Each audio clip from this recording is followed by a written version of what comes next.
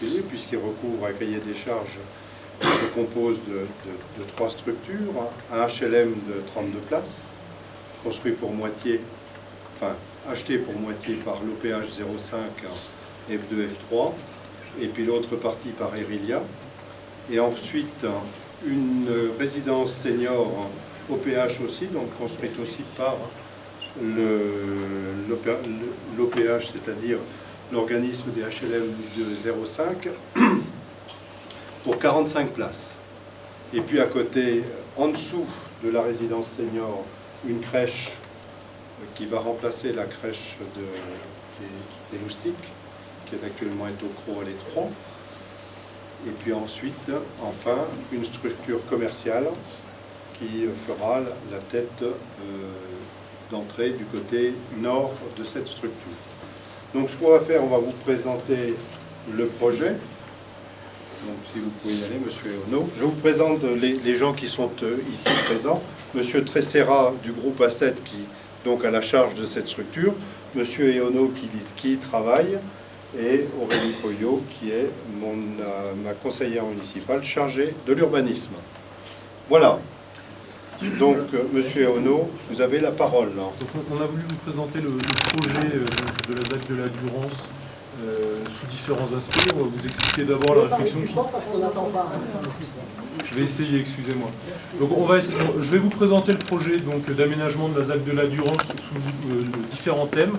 Le premier thème est l'intégration urbaine. En fait, on va vous expliquer quelle réflexion nous a mené à réfléchir à ce projet en lien avec la collectivité. Donc le premier thème, c'est l'intégration urbaine, c'est un peu ce qui nous a mené à réfléchir au projet et pourquoi on l'a conçu de cette manière-là. Le deuxième thème sera la programmation que Monsieur le maire a esquissé rapidement. Et le troisième thème, on va vous présenter le projet au niveau architectural et au niveau paysager, dans son intégration dans le site. Et puis enfin, on vous fera une petite présentation du phasage et du calendrier de chantier pour que vous ayez un peu une idée de la durée de l'opération. On peut dire quelque chose? On pourra peut-être le faire... Moi je suis venu ici. Non mais attendez, c'est moi qui invite, monsieur. Oui, c'est moi qui invite. Aujourd'hui on fait une présentation. Vous demandez quelque chose quand même. Non, on fait une présentation, puis ensuite on prendrait la parole. Attendez, on ne va pas commencer par un débat, non, expose. Non, justement, je veux commencer par le commencement. C'est-à-dire que la démolition, ça ne va pas du tout. Attendez, on est riverain, ça ne va pas du tout. On peut commencer par présenter et on parlera de la démolition ensuite, si vous voulez bien. Vous voulez. Hein? Allez.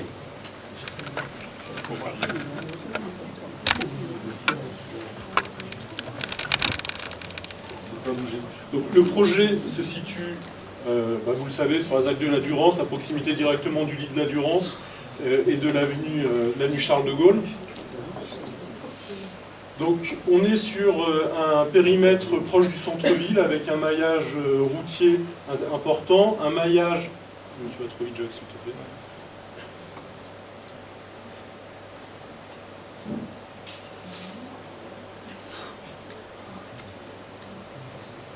Donc, un maillage routier important avec les différents axes qui mènent au centre-ville, au centre historique.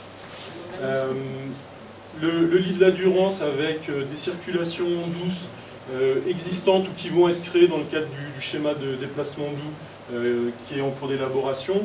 Et puis une voie emblématique, celle qui monte au col de l'Isoire, qui est fortement empruntée l'été par ce flot incessant de caravanes et de camping-cars qui passe juste devant, au pied de l'ancien bâtiment de la DDE. On est sur un site aussi qui est encadré par des éléments d'espace vert structurants. Si tu peux me mettre la prochaine.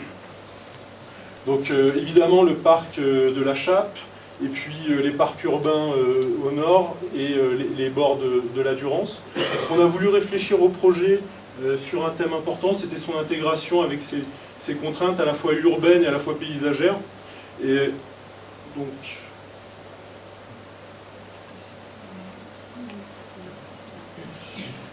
donc on s'est dit qu'il était important sur cet espace qui est un espace qui est aujourd'hui plutôt libre, qui est plutôt un no man's land avec un bâtiment qui est depuis une petite dizaine d'années sans activité, important de recréer un front de rue, recréer simplement recréer de la ville sur un espace qui était un peu en déperdition et qui n'était pas aménagé. Ça nous a conduit à réfléchir sur deux thèmes importants, qui étaient d'abord le front de rue, pour pouvoir en fait retrouver le droit commun de l'urbanisme au droit de cette voie qui est aujourd'hui plus une route départementale qu'une rue de ville. Et le deuxième, c'était de travailler sur justement ce qui fait l'espace public une rue, et c'est là où on a travaillé en lien avec la collectivité, sur ce que doit être une rue, c'est-à-dire une voie, des stationnements, des trottoirs, qui permettaient d'amener une accroche sur nos bâtiments et sur notre projet urbain. Les deux sont importants d'être vus ensemble parce que ça forme un tout.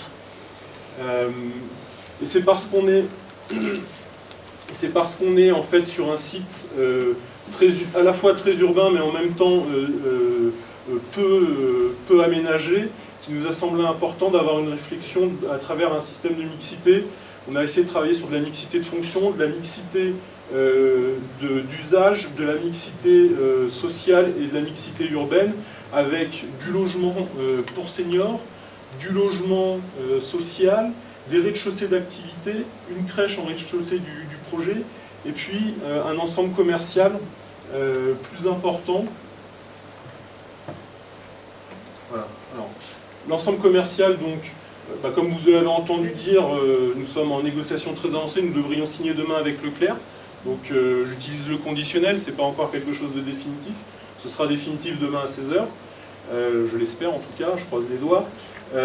L'idée c'était d'avoir une locomotive et une enseigne commerciale qui permettent de drainer un peu d'activité. On a essayé de travailler sur cette programmation en lien aussi avec les commerçants du centre-ville, puisqu'on les a rencontrés à 3 reprises, et on a travaillé cette programmation en excluant certaines activités qui peuvent être la poissonnerie, la boucherie, le culturel, de manière à ne pas faire de concurrence déloyale au commerce de centre-ville direct. On a essayé aussi de travailler, comme on l'a dit, sur de la mixité avec du logement social.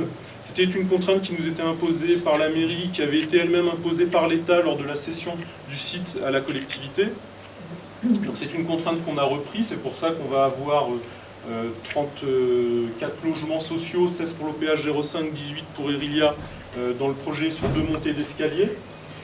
Une résidence senior, c'était un point essentiel, c'était le point fondateur d'ailleurs des discussions que nous avons eues avec la collectivité. C'était une imposition de monsieur le maire qui nous a dit: si vous voulez qu'un projet sorte ici, il faut que vous m'apportiez une réponse à la problématique de mes seniors.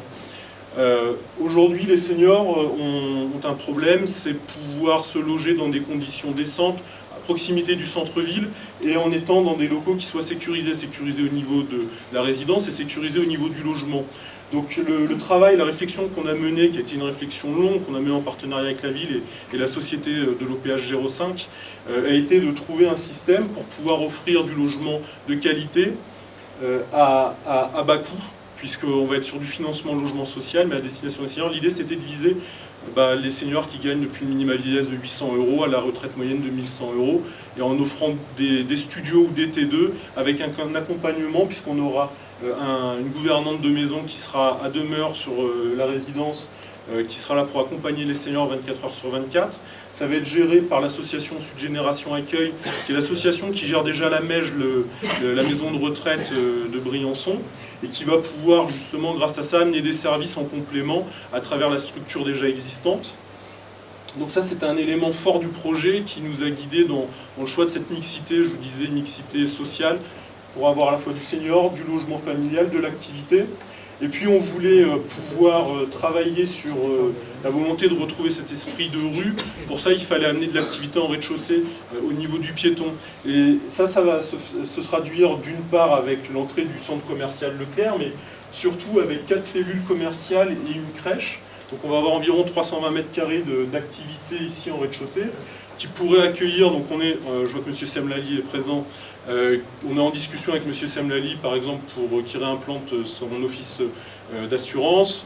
Je sais pas, voilà, on est en discussion, maintenant rien n'est encore arrêté, mais je me permets d'être un... Voilà, demain à 16h, pas de souci. Je suis à Gap si vous le souhaitez. Et puis voilà, l'idée c'était de ramener en fait sur un parvis qui serait un parvis en centre-ville, de ramener de l'activité, du flux piéton et de retrouver un caractère plus urbain du coup à cette voie. Voilà pour l'aspect programmation. Jacques, je te laisse présenter l'aspect plus architectural et paysager.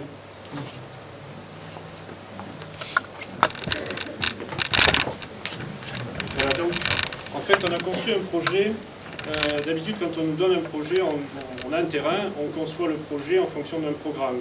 Là, on a conçu le projet en aller-retour entre l'urbanisme, c'est-à-dire le tissu actuel, parce que le terrain était disponible depuis quelque temps. En fait, c'était pas pour rien, c'était qu'il y avait une complexité spatiale. C'est-à-dire que vous avez le tissu environnant qui était ici, et qui était comme, on va dire, comme arraché. C'est comme s'il y avait une interruption à un moment donné, on ne savait pas trop ce qui se passait. Et puis ce tissu s'est filoché. Et donc il est apparu nécessaire à la fois de travailler sur le tissu, la configuration, comment arrêter ce tissu. Alors, dans un premier temps, on s'est dit, on va faire la continuité urbaine avec l'autre côté. En fait, non, c'était pas celle-là la bonne solution. La solution de cette problématique bien spécifique, ça a été, et c'est pour ça que ça a pris un petit peu de temps et beaucoup d'allers-retours avec la ville et avec la programmation, c'est-à-dire qu'il a fallu se dire, faire comme, là je vois beaucoup de dames, là je vais dire, il a fallu faire un ourlet, c'est-à-dire il a fallu arrêter le tissu. Plutôt que de le raccommoder, il a fallu l'arrêter, faire un ourlet. Et là on s'est dit, oui effectivement, là ça s'arrête là, le tissu qui est ici, il ne traverse pas de l'autre côté, il s'arrête là, et la voirie qu'on a vue tout à l'heure, cette voirie, elle justifie cet arrêt et elle crée comme une façade, ça va créer comme une façade de rue. Ça va recréer la rue. Avant, là actuellement, vous avez une rue qui n'est pas structurée. Il y a la place de l'emplacement de la voie roulante, mais à droite et à gauche, il n'y a pas de bâti. Donc c'est pas ça une rue. Une rue, c'est un espace vide avec du bâti de chaque côté. Donc on est reparti avec cette idée en disant, voilà, là on va créer un côté qui va déjà définir et qui va définir un volume et qui va permettre d'adosser la rue, qui va justifier la rue. Et donc c'est comme ça qu'on va arrêter le tissu et qu'on va lui donner une fin propre. Voilà, comme quand on arrête avec un ourlet, c'est pour finir propre. Donc là c'est un petit peu le principe qu'on a eu. Donc, et ça c'est venu de différentes manières. D'abord en analysant le tissu, en analysant le programme aussi, parce que quoi faire ici? Effectivement, du logement social, il y avait du commerce, il y avait une résidence senior, et donc on a structuré cet arrêt justement pour marquer chaque effet, chaque partie. Celui-là, là c'est le commerce, et là c'est le logement. Là, le tissu urbain, vous voyez, il se raccorde un petit peu sur le bord là. La rue Pasteur, il y avait déjà elle était délimitée d'un côté, la rue Pasteur, donc on l'a délimitée de l'autre pour la continuer et la terminer. Donc là d'un côté on a terminé la rue Pasteur, et de l'autre côté on a recréé un front bâti qui permet d'avoir... Alors quand on a un front bâti, ça veut dire quoi? Ça veut dire que la rue elle n'est pas entière, la rue on a juste la moitié, ça veut dire que c'est une place. Quand on a un seul côté, c'est une place. Donc de l'autre côté, ce triangle-là qui est ici, et qui donne à voir sur l'espace de la Durance et sur les espaces verts qui sont de l'autre côté de la Durance, donc ça donne un parvis, et ça permet de mettre en valeur le bâti qui est ici, et là on se dit on ne va pas faire du logement, on va faire une activité.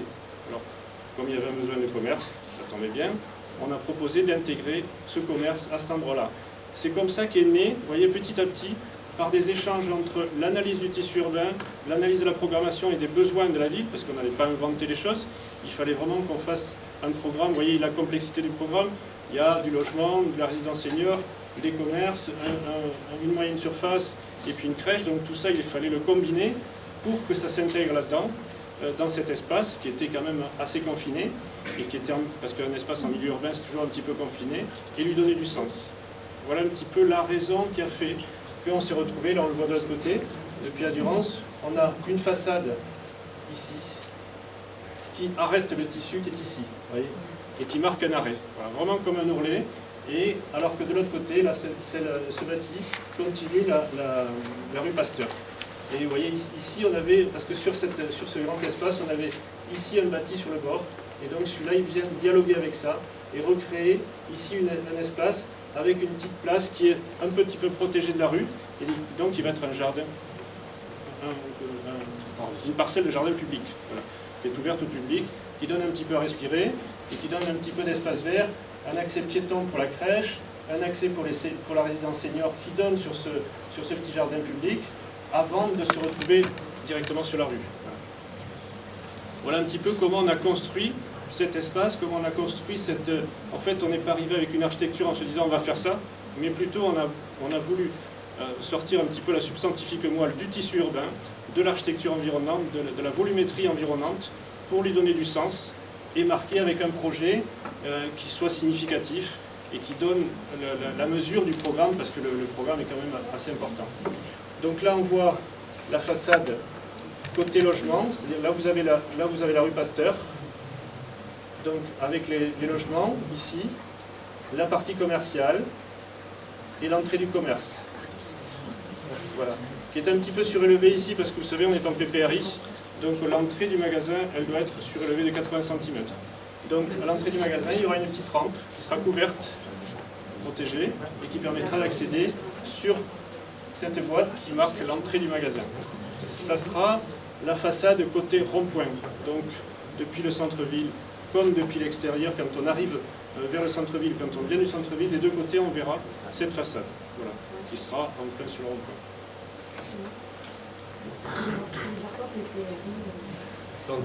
Plan de les risques d'inondation. d'inondation. C'est-à-dire que la Durance, il risque une fois tous les 100 ans ou tous les 200 ans, elle risque de monter. Donc si jamais elle risque une fois tous les 100 ans, on doit se protéger, même si c'est une fois tous les 100 ans, et il ne faut pas que ça arrive. Voilà. Voilà. On fera peut-être des questions un peu. Donc, On finit. je finis. Voilà, donc ça c'est la façade côté sud, côté jardin, c'est-à-dire c'est la façade qui est... Là vous avez la rue Pasteur, voilà, qui continue, et là le commerce, là l'arrière du commerce, et là on est avec le côté crèche, et puis l'autre c'est les logements, donc avec tous les balcons qui donnent bien sûr côté sud. Voilà. Ça c'est les façades pignons, vous avez chaque fois une grande ouverture, c'est-à-dire qu'on a... On ne s'est pas dit on va faire deux façades et puis le reste c'est des murs, c'est des pignons aveugles. Non, on a ouvert toutes les façades de manière à avoir un maximum d'éclairage et pour prendre la lumière et que tous les appartements, parce que l'important c'est quand même les gens qui vont y vivre et qui se sentent bien et qui soient bien éclairés. Voilà, ça c'est la façade qui va donner en fait, là c'est la rue Pasteur et là c'est l'amorce de la traversée. Donc avec une façade un peu significative, on verra tout à l'heure. Voilà, donc ça c'est depuis le pont, la vue, donc vous avez là l'existant et là l'insertion. Donc depuis le pont, vous voyez, on voit bien l'entrée du commerce et au loin on voit les logements à côté du programme existant. Voilà. Donc même chose côté rue Pasteur, donc là on a la rue Pasteur. On a le bâtiment de la résidence senior qui vient s'insérer, vous voyez, qui marque en fait ce bâtiment un petit peu avec un petit peu biseauté, qui marque d'un côté la rue Pasteur et d'un autre côté il amorce cette traversée. Et donc là on sent bien le bâti qui va faire la façade et qui va créer ici et qui va justifier le parvis qui est devant. Voilà. Au niveau hauteur, ça sera la même chose que là? Ça sera la même chose, ça sera un peu moins haut qu'ici, un niveau de moins qu'ici. Voilà. Ça sera plus haut que là? Moins haut. Moins haut? Là, on sera moins haut que là, un niveau de moins. Là, oui, c'est déjà haut, je trouve. Voilà, et donc là, on voit l'insertion. Je finis juste avant les questions avec le planning rapidement. Voilà, donc là, on voit le... Donc, on va en parler tout à l'heure. Deux projets, le commerce et le logement, qui vont démarrer simultanément. Donc on a une partie en bleu, c'est la démolition. Ensuite, en rouge, c'est les terrassements. En vert, c'est les gros œuvres, autant pour l'un que pour l'autre. En sachant que le logement, il y a plus de niveaux, donc il y aura plus, même s'il est plus petit en surface en emprise au sol, ça prendra plus de temps. Et le second œuvre est beaucoup plus long dans le logement, bien sûr, puisqu'on aménage chaque appartement. Alors que dans le commerce, on a un gros œuvre qui est beaucoup plus étalé, mais qui va prendre moins de temps parce qu'il y a moins de niveaux, et un aménagement intérieur qui est beaucoup plus succinct. Très rapidement, 350 places en sous-sol, 300 pour le... 340 places en sous-sol entre les uns et les autres, et une quinzaine ou une vingtaine de places en surface. C'est largement au-dessus des règles d'usage, quoi. Et ça, c'était une demande de la ville qui nous a dit, bon, là, il faut à cet endroit-là recharger un stationnement, manque de stationnement à cet endroit-là. C'est pour ça qu'on a mis, en fait, un niveau de sous-sol de plus. Voilà. Stationnement en dessous du centre commercial? Alors, en dessous du centre commercial, en dessous des résidences et devant les résidences. Donc accessible à tous ou accessible que... Ceux des résidences, c'est des résidences. Et les autres, c'est du parking, oui, accessible. Et nous? Est-ce qu'il est au grand parking qu'on a actuellement là, les grandes places? En face, non mais ça ne change pas. Le marché, ça ne change pas. Ça ne change pas. Si, il faut bien quand même savoir une chose, c'est que cette place du marché dont vous parlez n'appartient pas à la ville. Hein? Elle appartenait au groupe des Anglais qui avaient acheté la Chape, et juste avant la faillite, elle a été revendue à un promoteur de Briançon qui en est le propriétaire. Donc aujourd'hui, l'espace que vous occupez et que nous occupons tous, en fait, il ne nous appartient pas, c'est un espace privé pour quasiment sa totalité. Pour l'instant, oui. Tant que le propriétaire ne décidera pas d'en faire autre chose. Oui, monsieur. Moi, je veux juste savoir si nous qui habitons derrière, là, Oui, la maison de derrière. ouais, si on va avoir accès. Bien sûr, ça a été prévu et vous le savez puisque on a eu des réunions avec vous plusieurs fois. Oui, oui, mais je veux juste savoir que Oui, c'est oui, confirmé. mais- C'est Les accès. confirmé. Les accès. On l'a confirmé. Pour l'instant, vous n'avez pas d'accès et on vous crée des accès derrière. Pour la En maison, fait, on élargit la d'un maison, mètre Vous 50. n'entendez pas tous en même temps. On élargit d'un mètre Oui, 50 monsieur. l'accès actuel. Et au lieu d'avoir 19 mètres, vous en aurez 6 de vis-à-vis. Donc vous aurez un accès voiture à vos maisons que vous n'avez pas pour l'instant, en longeant le bâtiment commercial. Hein, si on peut le montrer, Oui, je oui, ne sais oui, pas. oui, j'ai Vous compris. l'avez vu. Voilà, vous voyez, Donc entre, ça- entre les Ça logements et le vous, a bâtiment été, commercial. ça vous a été dit, et la parole que nous avons eue à votre rencontre, elle est maintenue. D'accord. Voilà, très bien. Ok. Donc ici, vous voyez. Oui, oui, ici, on parce que là, accédera. Voilà. ça m'a... Et là, ça fait, aujourd'hui, ça fait 1m80, je crois, et on rajoute 1m50. Il est pratiquement doublé, on met plus. Il n'y a qu'une chose qu'on peut regretter, c'est que derrière ce bâtiment-là, qui est le bâtiment des garages de la gendarmerie, il y a un terrain que nous avons souhaité acquérir pour pouvoir en faire un espace vert, que jusqu'à présent, l'État nous a refusé. Même sous forme de bail, même sous forme de prêt, alors que c'est une jachère aujourd'hui et que ça aurait pu faire un espace, puisqu'il y aura une crèche, il y aura des enfants dans les HLM, des familles, ça aurait été bien d'avoir un espace de repos à cet endroit-là. Pour l'instant, en tout cas, ça nous est refusé. Oui, monsieur. Il y a un an ou et demi, on devait se signaler en tant que primo-accédant intéressé par un logement dans cet ensemble qui était prévu. A priori, c'est oublié cette idée de... La primo-accession ne faisait pas partie de notre cahier des charges.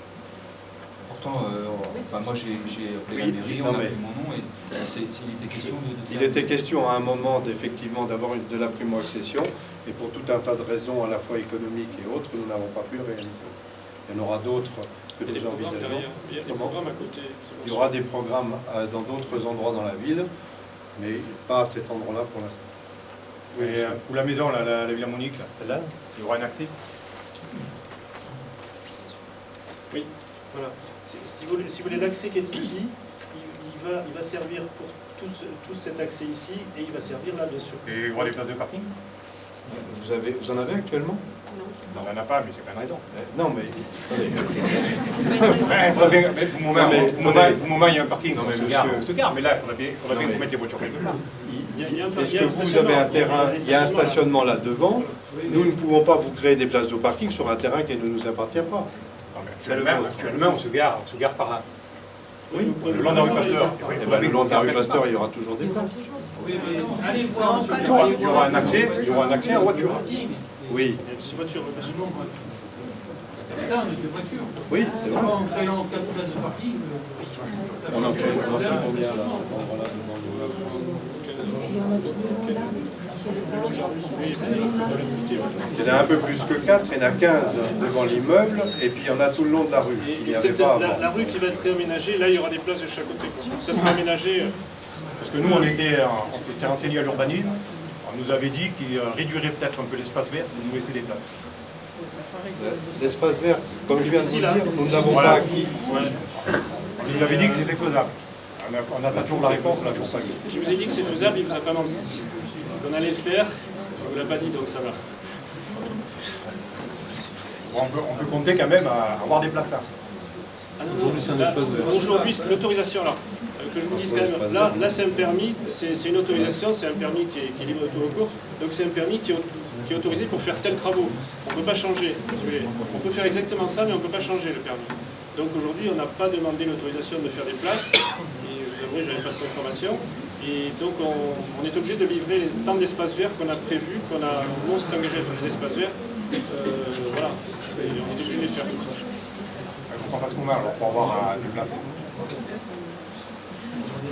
Il faut voir avec le Leclerc, je sais pas, ça c'est... Déjà là vous avez un accès plus large, alors Déjà, le fait que sur un vous ayez problème l'accès, ça particulier, on peut peut-être en parler avec monsieur à la fin. On va parler avec vous à la fin si vous voulez bien. voilà, on peut regarder. Je peux intervenir une seconde? Bien sûr, monsieur Sias, bien sûr. Vous pouvez intervenir. Voilà, moi, monsieur est déjà au courant parce que je l'ai eu tout à l'heure un bon moment.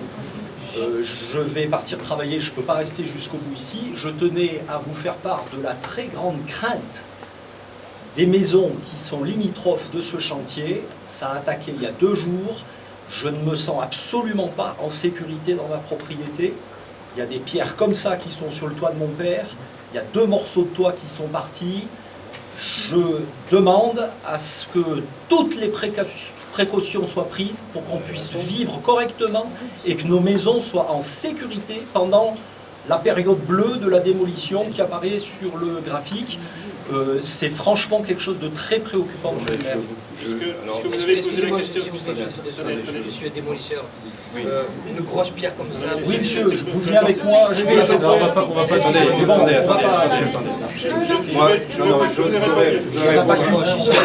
s'il vous plaît. Je pense qu'il est tout à fait normal que M. Sias s'inquiète. Bien sûr, c'est tout à fait normal. On est encore normal. Nous aussi on s'inquiète. On s'inquiète parce qu'on est à 4 mètres. Attendez, quand je dis M. Sias, j'exclus personne. Il est tout à fait normal que vous vous inquiétiez si des précautions n'ont pas été prises. Normalement, sur ce chantier, il était question, effectivement, que des sécurités soient prises pour qu'il n'y ait aucun débordement. Nous avons même mis ce matin en œuvre, alors que ce n'était pas fait hier, un approvisionnement en eau pour éviter la poussière aujourd'hui. Non, mais c'est parce qu'effectivement, nous nous sommes rendus compte que les précautions n'avaient pas été prises dans ce sens. Donc aujourd'hui, j'ai autorisé ce matin un accès aux bouches d'eau incendie pour qu'on puisse faire de l'aspersion au fur et à mesure. Alors, je n'ai pas été sur le chantier aujourd'hui et je m'en excuse, mais il n'empêche que je vous demande expressément, monsieur, de prendre toutes les précautions pour que les maisons qui sont à côté ne subissent pas les inconvénients de la déconstruction. Voilà, je ne sais pas dire mieux. Monsieur le maire, Oui. le chemin qui longe, donc qui est entre nos propriétés et le bâtiment, les gens continuent à passer, monsieur le maire. Excusez-moi. Depuis hier, j'ai compté plus de 15 personnes qui passaient Hier ou dans avant-hier le chemin. Hier ou avant-hier, lundi, ça a été fermé. Allez. Les gens passent, monsieur. Les gens passent, monsieur le maire. Il y a un vrai risque. mais- Il y a un vrai risque. S'il vous plaît, s'il vous plaît, s'il vous plaît, s'il vous plaît. Juste un mot, s'il vous plaît. Juste un mot pour vous dire que je suis passé, s'il vous plaît, monsieur, je suis passé tout à l'heure, j'ai eu un coup de fil, 5 minutes après j'ai quitté la réunion, et je suis passé directement chez vous pour voir et constater ce qui se passait. Je suis le maître d'œuvre de l'opération, d'accord? Donc je suis passé, et j'ai dit à ce monsieur, vous me contredisez si j'ai pas dit exactement ça, j'ai dit monsieur, je viens voir, je viens constater ce qui se passe, demain matin, il y a une réunion entre l'entreprise et une personne, un technicien de chez nous, sur place, pour faire l'inventaire de tous les problèmes, de tout ce qui s'est passé et de tout ce qui n'a pas été mis en œuvre.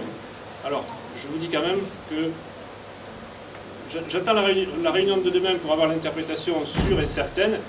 Le problème, c'est qu'il y a eu du vent et qu'en Briançon, on avait tout imaginé. La neige, le froid, le machin, mais pas le vent. Voilà. Et l'entreprise qui est là a mis une protection, et cette protection, elle ne supporte pas le vent. Elle est excellente, ça ne marche quand il n'y a pas de vent. Quand il y a du vent, c'est bon à rien. Voilà. Donc il y a eu un problème, la protection, elle a valsé, Et ce qui fait qu'il y a eu ces problèmes. Et donc, demain matin, il y a une réunion avec les techniciens et quelqu'un de chez nous, et l'entreprise qui permettra de résoudre les problèmes. Moi, je vous d'évaluer les contredis pas, je solutions tenais et de les mettre en simplement à œuvre. ce que monsieur le maire J'en suis conscient. part de notre inquiétude. Et on est conscient, et je la partage. on est vraiment désolé, croyez-moi, on n'est pas venu pour ça, vous non plus. Donc, croyez-nous, on est encore plus désolé que vous de ce problème et on résoudra. Si dans la réflexion que nous avons eue, d'une part d'abaisser le niveau de la hauteur de la grande surface pour que vous ayez plus de lumière, si on a élargi pour que vous ayez des accès voitures et autres, Monsieur le maire, je suis totalement d'accord mais avec ce c'était pas projet. pour vous embêter. On chante pour Briançon. Voilà. Alors, il y a un regrettable incident dont M. Tresserra vient de vous expliquer l'origine. On va demain matin tout mettre en œuvre pour que ça cesse. Oui, parce qu'on a Et- l'impression qu'il y a un manque de préparation. C'est pas un manque de préparation. On vient de vous expliquer, madame. De sécurité. On vient de vous expliquer que le grand rideau qui est prévu, il n'était pas prévu pour subir un vent comme celui qu'il y a aujourd'hui. Monsieur Elion. Monsieur le maire, simplement pour... je suis pas limitrophe, mais je suis pas loin. Pas loin. Je dirais, vous qui êtes inquiet de la sécurité de vos citoyens, Je suis garant. on n'a pas, garant en plus, on n'a pas été prévu. Donc à un moment donné, on peut s'inquiéter de l'efficacité, de la mise en sécurité du site à partir du moment où on commence à démolir alors que les gens sont encore dans les maisons. Les voisins. Donc je vous confirme que demain matin, il y aura une réunion de mise en œuvre des solutions et que vous serez prévenus des moyens qui auront été mis en œuvre et de quand ça reprendra, avec un contact permanent. J'ai donné mes coordonnées, monsieur a mes coordonnées. Monsieur Elion a raison sur un point. Voilà. On aurait dû prévenir. Moi, j'ai été moi-même surpris du démarrage de la démolition, puisque normalement, je pensais que nous étions encore en désamiantage et que ça a été plus vite que prévu et que ça a démarré. C'est vrai qu'on aurait pu, et on aurait dû même prévenir les riverains que le travail allait commencer. Voilà. De Demain toute matin, façon, ce tout le sera- monde s'attendait à un moment que la démolition ait lieu, et d'ailleurs même certains la souhaitent depuis un moment, mais en même temps, c'est vrai que la moindre des choses eût été qu'on vous prévienne, et j'en suis tout à fait d'accord. Merci de votre écoute. Merci. Une question ici. Oui, madame. Moi, je me pose des questions, entre autres, par rapport au désamiantage, puisque j'ai vu par interruption, je travaille, je n'ai pas vu tout le temps, j'ai vu effectivement des gens travailler avec des protections, mais lancer des matériaux sans protection dans les conteneurs. Je n'étais pas là tout le temps. Bon, aussi bien c'était des matériaux non amiantés qui finissaient comme ça dans les conteneurs. Après ça, les fenêtres ont disparu, le vent est arrivé là-dedans. Moi, dans mon appartement, déjà, il y avait de la suie, parce que c'est parti, on avait plein de gens là. De la suie, dans un coin de la maison, c'est recouvert de poussière. Je ne sais pas ce qu'il y a dedans, mais comme ça a ventilé, je me dis, a-t-on respiré des poussières d'amiante? Je n'en sais rien. Alors, Moi, je sais que vous êtes une entreprise agréée, etc., mais je me pose des questions. voilà, alors je vais vous dire ce qui s'est passé. Pour faire ce genre de désamiantage, on fait un plan de retrait, c'est-à-dire sur un texte, sur un dossier, on fait un dossier, là c'est pas un texte, c'est un dossier, où on explique tout ce qu'on veut faire, exactement les procédures, les actions, les moyens qu'on met en œuvre, les personnes, comment ils sont protégés avant de rentrer, comment ils ont confiné l'espace qui vont désamianter. Donc on confine, vous avez du désamiantage à faire là-dessus, on confine, on fait un sas, les personnes s'habillent, rentrent dans ce sas, désamiantent et sortent par là. Donc il y a une procédure très compliquée et très sophistiquée qui permet de sécuriser ça. Le plan de retrait a été fait, il a été validé par l'inspection du travail. Il est venu sur place. L'entreprise qui est venue sur place une fois, et l'entreprise a mis en œuvre, l'inspection du travail est venue sur place, et elle est venue encore, je crois, hier ou avant-hier, et elle n'a trouvé de remarques à faire qu'il y avait les portes des vestiaires qui n'étaient pas avec des cadenas. Ce qu'on peut aussi vous confirmer, c'est que dans la réglementation depuis mars 2011, on a obligation de faire des mesures d'empoussièrement. On doit vérifier avant de désamianter et après désamianter le taux de poussière d'amiante resté dans l'atmosphère. Et ces mesures d'empoussièrement font qu'on est complètement conforme à la législation. Donc, à partir du moment où l'entreprise a enlevé le confinement et que le bâtiment n'était plus entre guillemets étanche à l'air et donc les poussières pouvaient sortir, il n'y avait plus de risque de pollution par l'amiante, puisque ils ont traité l'ensemble, puisque c'est un site qui a été confiné et toute l'air a été évacuée avec un système de VMC et traité par des filtres. Donc il n'y a aucun risque aujourd'hui que vous ayez eu des poussières d'amiante chez vous. Que vous ayez des poussières liées à la démolition, ça par contre je ne peux pas vous le nier. Ça on est bien d'accord. C'est pour ça d'ailleurs que M. le maire... On ne vous dira pas le contraire. Si vous avez senti de la suie, c'est qu'il n'y a pas de raison. C'est de la suie, quoi. Non, mais en tout cas, de l'amiante, c'est pas possible. Ok. Voilà. Voilà. Non, oui, parce que non, ce que je veux dire, c'est qu'il y a eu de la poussière sur ma suie. La suie, il y en a eu dans la maison vraiment assez haut, et je me suis posé la question. C'est pour ça que M. le maire nous a dit tout à l'heure qu'il avait autorisé qu'on accède au poteau incendie de manière à pouvoir arroser, parce que là, on arrose juste sur la pelle qui coupe. Et ça ne suffit pas, il faut arroser en bas, il faut arroser le bâtiment et il faut arroser avec la pelle. Voilà.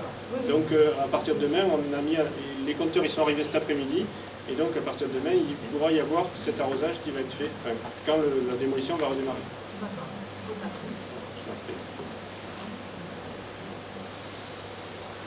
Monsieur. Des questions. Est-ce que le fonds de violence va être remplacé à la suite de ces travaux? Pas à la suite, pendant. Pendant? Oui, j'ai vu le président du Conseil général et le vice-président chargé des routes encore hier au Conseil général.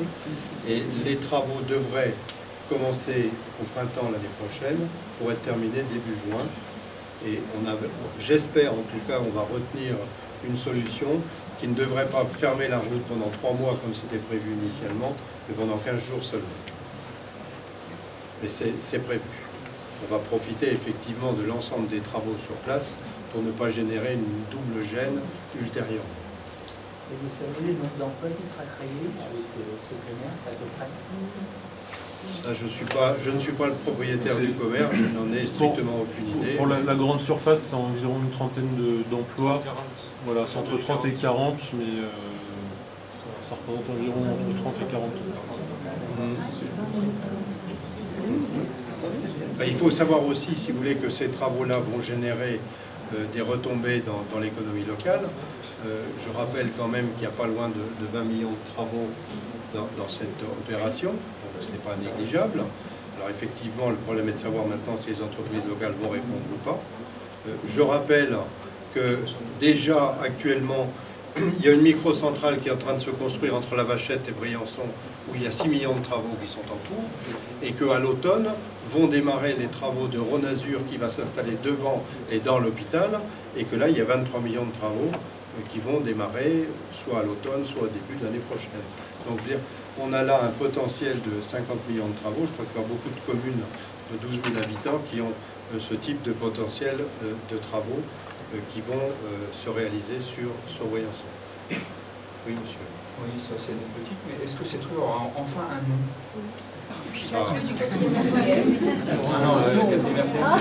Non, mais on pourra lui donner un nom et vous pourrez même participer au choix de ce nom, parce que personnellement, effectivement, pour l'instant, c'est une rue qui a... 36, c'est la départementale 36. Voilà, c'est la départementale et encore. Et encore. On est dans une ZAC et elle a été tracée un peu... disons qu'elle est dans le prolongement de la départementale 36. Mais c'est pas un problème. Oui, non, non.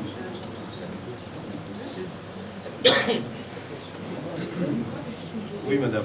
D'après votre la photo où on voit le bâtiment, les 2 rues du bâtiment, où il y a des voitures garées.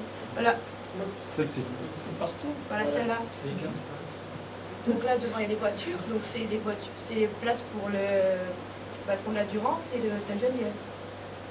Alors là, c'est les voitures existantes. Là, il y aura la rue qui va être refaite. Nous, on n'a pas dessiné la rue, hein. Mais la route, elle sera refaite ici. Donc là, vous voyez, il y a des stationnements ici. Et les stationnements dont on parlait tout à l'heure, ils sont ici, sur la rue Pasteur. Oui, mais parce que moi, je suis au balcon de la Durance et... Au balcon de la Durance, au balcon de la Durance, vous avez vos parkings. Vous avez votre parking privatif. Si. On n'a pas de parking privatif. Le nom du bâtiment. Non, c'est pas privatif. Il est réservé. Et puis vous avez un parking souterrain. Non, on n'a pas de parking souterrain. Il n'y a pas de parking souterrain. Et en place privatif, on n'en a pas. Prenez les jours de marché, les jours de foire, on ne passe rien. Ça, c'est sûr que ce jour-là. Oui, mais même en semaine, on ne peut pas se garer. Non, on n'est pas privatif. Vraiment pas privatif. Donc c'est pour ça ma question, c'est est-ce qu'on aura de la place maintenant privative? Ce parking qui existe aujourd'hui, c'est totalement foncier. Il ne change pas. Nous, on ne se situe pas du tout de ce côté-là. L'accès au centre commercial. Oui. Mais il faut être accès. Non, mais c'est sûr qu'en plus, cette vision-là, elle est particulière. Les places qui seront sous le centre commercial. Comment? Les places qui seront sous le centre commercial, elles sont pour les clients du centre commercial ou elles seront accessibles elles sont accessibles pour le centre commercial parce que c'est ferme, il n'y aura personne. Voilà, je sais pas. Dans certaines villes, vous avez des parties des centres de location qui sont verrouillées le week-end, par exemple. Quand le centre commercial est fermé, les parties sont fermées. Il y a des chances que ça se passe comme ça. Quand on voit ce qui se passe actuellement, ben oui, mais vous avez vu ce qui se passe en ce moment dans Briançon, avec des parkings qui restent ouverts et des imbéciles qui s'amusent à allumer des feux. Cette nuit encore à 2h30 du matin, j'étais sur un feu aux anciens abattoirs. Il y a 2 jours ici et là-bas. C'est sans arrêt en ce moment. Hein. Donc on ne peut pas laisser non plus des accès sans contrôle n'importe où.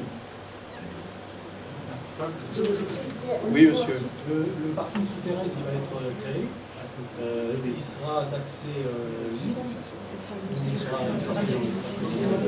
Dans la journée, il sera d'accès libre. La nuit, ça m'étonnerait qu'il soit d'accès libre.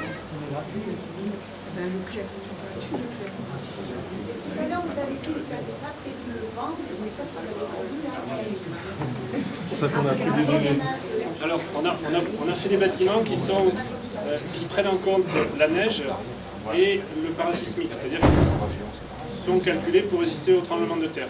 Vous voyez, et au PPRI. Au plan.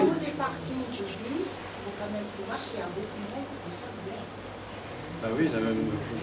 C'est pour ça que la mairie nous a imposé à faire les parkings souterrains.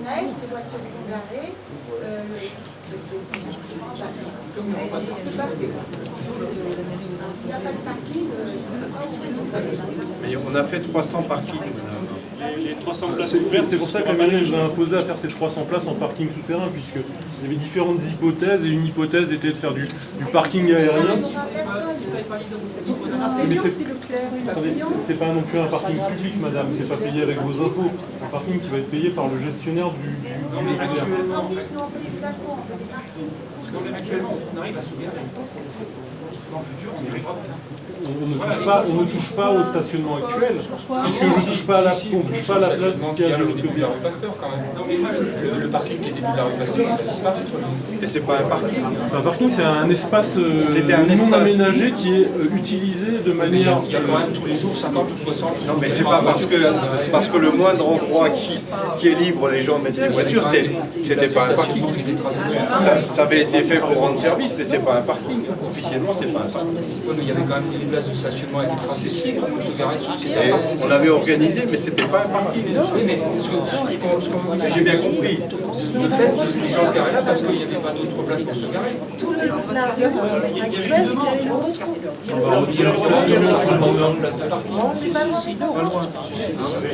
C'est tout le long de la rue actuelle que l'on connaît, ça va être enfin une vraie rue avec des trottoirs, avec des lampadaires, avec de l'aménagement paysager, et tout au long, il y aura du stationnement aérien à cet endroit-là. Donc le stationnement que l'on connaît aujourd'hui de façon un peu anarchique au début de la rue Pasteur, on va le retrouver de façon linéaire et mieux organisée pour que ce soit aussi un aménagement paysager plus joli pour notre ville. Mais en termes de place de stationnement, on va quasiment retrouver en aérien les mêmes choses. Oui, monsieur. Attendez, s'il vous plaît. Comment? Comment ça va se passer pour le marché? Le marché, il n'est plus là-bas, il est dans la rue centrale, il y a plus 150. Oui. Le problème qu'on a, c'est que toutes les voitures se gardent ici. Ah oui. C'est le problème des jours de marché. Il y a des gens qui viennent de toute la région. On a 270 places en parking souterrain pour lequel la première heure est gratuite. Les gens peuvent y aller. Il y a un parking, place Galisbet, il y a la Chape, il y en a autour. On a la chance d'avoir un marché qui attire du monde, qui crée de la vie en permanence. Comment? Si, il va rester, bien sûr que si. Oui, bien sûr, ça a été fait d'ailleurs à la demande des commerçants de le mettre dans la rue centrale et dans l'avenue du 159e. Donc maintenant, il va être là-bas. Je veux dire, si on a fait les investissements qu'on a fait pour mettre l'électricité, pour faire un certain nombre de choses, c'est bien parce que, justement, on veut pérenniser le marché à cet endroit-là. Le marché Berwick, il n'est pas fait pour installer un marché définitivement. Le marché Berwick, il a un projet que vous pouvez visiter tous les samedis après-midi dans l'entrée de ce quartier, justement, où on vous explique, suite au concours qui a été fait, où il y a un projet architectural, il y a un projet aujourd'hui qui a été, suite à un concours, qui a été choisi, et que demain, Berwick ne restera pas comme il est aujourd'hui. Donc il n'a pas vocation à accueillir un marché en permanence. Au moins pas dans les conditions actuelles. Ils ne vont pas démolir quand même les immeubles. Non madame, il y a 3 immeubles qui sont sûrs de rester. C'est les 3 grands immeubles, un qui est au fond de Colo, et c'est les 2 autres qui sont le long de cette grande place centrale. Et vous pouvez aller voir les documents, hein, soit au service de l'urbanisme, soit dans le corps de garde de l'entrée de Berwick, à gauche, tous les samedis après-midi. Il y a une exposition